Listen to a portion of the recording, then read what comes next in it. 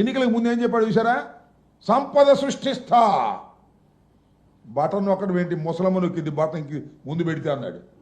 నొక్కు, ముసలోడివి కదా నువ్వు కూడా నొక్కు, బటన్ నొక్కలేవు.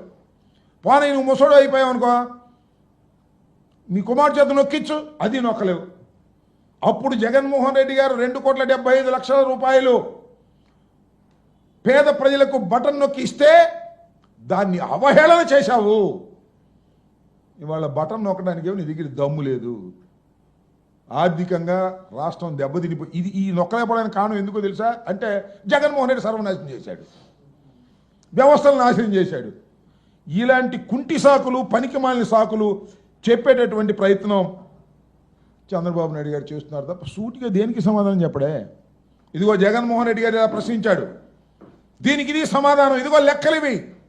అదేమంటే నేను ఐటీలో దిట్ట, నాకు 73 ఏళ్ళు దాటిన ఐటీలో నేను బాగా దిట్ట, ఇట్లాంటి మాటలన్నీ మాట్లాడేటటువంటి ప్రయత్నం చేస్తున్నారు చంద్రబాబు నాయుడు గారు. మొన్న ఇటీవలే నిన్న జగన్మోహన్ రెడ్డి గారు కూడా చెప్పాడు, నీతి ఆయోగ్ రిపోర్ట్ తీసుకున్నాడండి చంద్రబాబు నాయుడు గారు.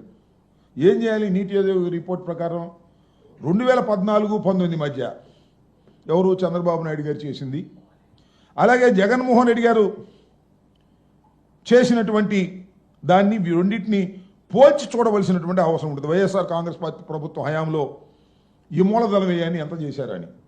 2014-19 మధ్యకాలంలో మూలధన వ్యయంలో సోషల్ సర్వీసెస్ కింద సగటున 2,437 కోట్లు మాత్రమే చంద్రబాబు నాయుడు గారు ఖర్చు పెట్టారు 2014-19లో.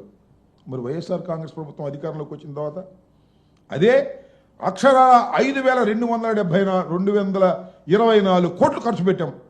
మాది గొప్ప అని చెప్తాడు ఆయన. మాది గొప్ప అని చెబితే టీవీలను టకటకటక చూపిస్తాయి, ఆయనకు అనుకూలంగా ఉన్నవాళ్ళు పత్రికల్లో ఫ్రంట్ పేజ్ రాసి పారేస్తారు. ఎంత అన్యాయంగా రాస్తారంటే, లిక్కర్ స్కామ్లో మిథున్ రెడ్డి అంట, మిథున్ రెడ్డిని అరెస్ట్ చేయాలని. అసలు మిథున్ రెడ్డికి ఏమి సంబంధం లిక్కర్ స్కామ్లో?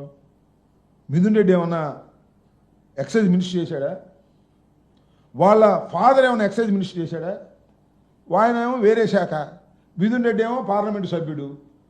ఆయన మీద మిథున్ రెడ్డి లిక్కర్ స్కాము అని ఒక నాటకం నడిపి ఏదో ఒక విధంగా ఆయన్ని ఇబ్బంది పెట్టాలనేటువంటి ఒక ప్రయత్నం ఇవాళ చంద్రబాబు నాయుడు గారు చేసేటటువంటి కార్యక్రమం చేస్తున్నారు. కాబట్టి చంద్రబాబు నాయుడు గారు చెప్పే మాటలు ఉంటాయి, చూస్తాం కదా మనం. నేను నిప్పు, గాడిద గుడ్డు, వంకాయ పులుసు, నేను కంప్యూటర్లో గొప్పోడిని, అసలు కంప్యూటర్ కనిపెట్టింది నేనే. చెప్పు దీనికి లెక్కలు, కంప్యూటర్లో చూసి అన్ని ఆధారాలతో చెప్పు. నేను అడుగుతా ఉన్నా చంద్రబాబు నాయుడు గారి సూటిగా, కూటమి ప్రభుత్వాన్ని అడుగుతా ఉన్నా. జగన్మోహన్ రెడ్డి గారు నిన్న అడిగినటువంటి ప్రశ్నలకు ఆధారాలతో సమాధానం చెప్పగలిగినటువంటి దమ్ము మీకుంటే కమ్ టు ది ప్రెస్.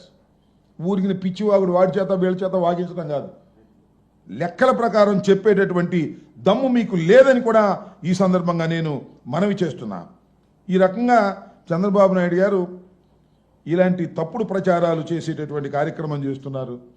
అసలు మీకు ఇంకోటి కూడా గుర్తు చేస్తా, ఏమన్నారండి ఉద్యోగస్తులకి 1వ తారీఖున డబ్బులు పడిపోతాయి, జగన్మోహన్ రెడ్డి గారిలా కాదు 3వ తారీఖు పడిపోతాయి అన్నారు. 1 నెల పడ్డాయి, ఇప్పుడు పడుతున్నాయా?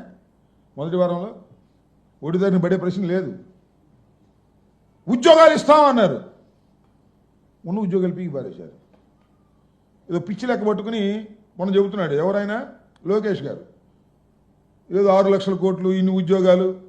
ఊరిన కాగితం మీద చెబితే సరికాదు, ప్రాక్టికల్గా ఉండాలి కదా. నేను మనవి చేస్తున్నా, చంద్రబాబు నాయుడు కొత్తగా ఏమి వెళ్ళా ఎక్కడికి, దావోస్కి. చంద్రబాబు నాయుడు వెళ్ళినప్పుడల్లా ఎంఓఈలు తీసుకొచ్చాడు, ఈసారి ఎంఓఈలు తీసుకురాలా.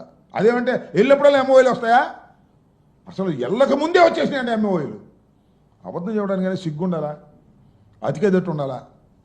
ఇంతకుముందు చాలాసార్లు దావోస్ వెళ్ళాడు కదా ఆయన. 14 సంవత్సరాలు ఇంతకుముందు ముఖ్యమంత్రి చేసినప్పుడు వెళ్ళినప్పుడల్లా ఎంఓఈలు తీసుకొచ్చేవాడు. ఈసారి ఎంఓఈస్ లేవు. ఏంటంటే అక్కడికి వెళ్ళి రెడ్ బుక్ మాట్లాడితే ఎవరు చేస్తాడు సంతకాలు చెప్పండి, నాకు అర్థం కాదా. అక్కడికి వెళ్ళి రెడ్ బుక్ గురించి మాట్లాడతాడు, అక్కడికి వెళ్ళి ఉప ముఖ్యమంత్రి గురించి మాట్లాడతారు. ఈ యావ తప్ప రాష్ట్రాన్ని బాగు చేయాలని యావే లేదు. జగన్మోహన్ రెడ్డి గారు మళ్ళీ ఎక్కడ అధికారంలోకి వస్తాడనేటువంటి భయంతో ఆయన మీద తట్టల బురద లాంటిటువంటి కార్యక్రమం చేసేటటువంటి ప్రయత్నం చేస్తున్నారు. ఇది చాలా దుర్మార్గమైనటువంటి విషయం. నేను ఇవాళ కూడా చెప్తూ ఉన్నా, కూటమి ప్రభుత్వానికి, చంద్రబాబు నాయుడు గారికి, వాళ్ళ అబ్బాయికి మీ దగ్గర సిన్సియారిటీ ఉంటే, చిత్తశుద్ధి ఉంటే, ప్రతిపక్ష నాయకుడు మాజీ ముఖ్యమంత్రి జగన్మోహన్ రెడ్డి గారు అడిగినటువంటి ప్రశ్నలకు సూటిగా ఆధారాలతో సమాధానం చెప్పి మీ ఇష్టం వచ్చినట్టు చెత్త మాట్లాడుకోండి, మాకు అభ్యంతరం లేదు. చెత్త తప్ప ఏం మాట్లాడలే మీరు. మిగిలిన చెత్త మాట్లాడితే మీకు తప్పనిసరిగా గుణపాఠం వస్తుంది. మళ్ళీ మిమ్మల్ని చిత్తుగా ప్రజలు ఓడిస్తారు.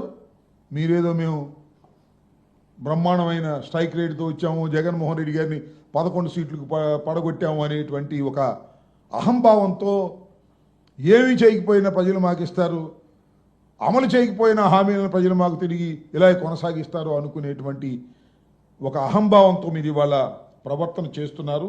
ఇది సరైనటువంటి విధానం కాదు.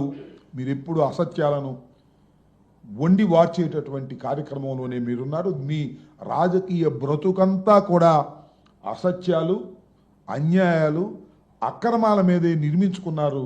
అది శాశ్వతం కాదని కూడా ఈ సందర్భంగా నేను మీ ద్వారా వారికి తెలియపరుస్తున్నాను. మరొకసారి చెప్తున్నాను, జగన్మోహన్ రెడ్డి గారి మీద ఊరికినే మైకు దొరికింది కదా అని ప్రెస్ మీట్లు పెట్టి ఇష్టం వచ్చినట్టుగా మాట్లాడటం కాదు.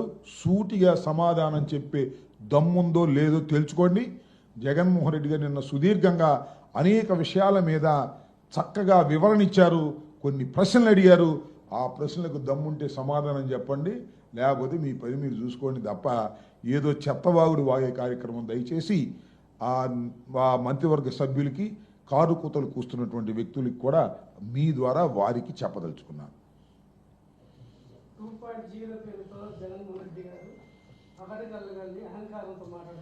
అలా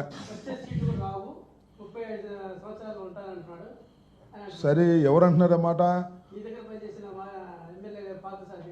అంటే మా దగ్గర పనిచేసిన పార్థసారథి గారు అక్కడికి వెళ్ళి మాట్లాడి ఎక్కువ మార్కులు కాజేయాలని చూస్తున్నాడేమో. ఆయనకి ఎన్నో ర్యాంక్ ఇచ్చారయ్యా? 24 అనుకుంటా. కింద నుంచి సెకండ్ ఇచ్చారు ఆయనకి. ఒకటయ్యా, ఇక్కడి నుంచి వెళ్ళిన కొద్దిగా ఓవర్ యాక్షన్ చేయకపోతే చంద్రబాబు నమ్మడు. అందువల్ల చెప్తున్నాడేమో బహుశా నేను అనుకుంటున్నట్టని. అందువల్ల జగన్మోహన్ రెడ్డి గారు ఏది చెప్పినా చాలా స్టడీ చేసి చెప్తారు. చెప్పింది ప్రతి మాట నెరవేర్చుకున్నాడు, ఆల్మోస్ట్ ఆల్ 99%. చంద్రబాబు చెప్పింది ఏది నెరవేర్చలేదు. నెరవేర్చే స్వభావం కాదు. సూపర్ 6 అన్నాడు, సూపర్గా చీట్ చేసి పారేశాడు ప్రజల్ని. అప్పుడు కూడా అంతే. పోయినసారి కూడా ఏం చేశాడు? పోయినసారి మొత్తం రైతు రుణమాఫీ అన్నాడు, ఎగ్గొట్టేశాడు. చంద్రబాబుకు అలవాటు అయిపోయింది. ఈసారి ఇక చంద్రబాబుని ప్రజలు నమ్మే పరిస్థితి లేదని నేను నమ్ముతున్నా.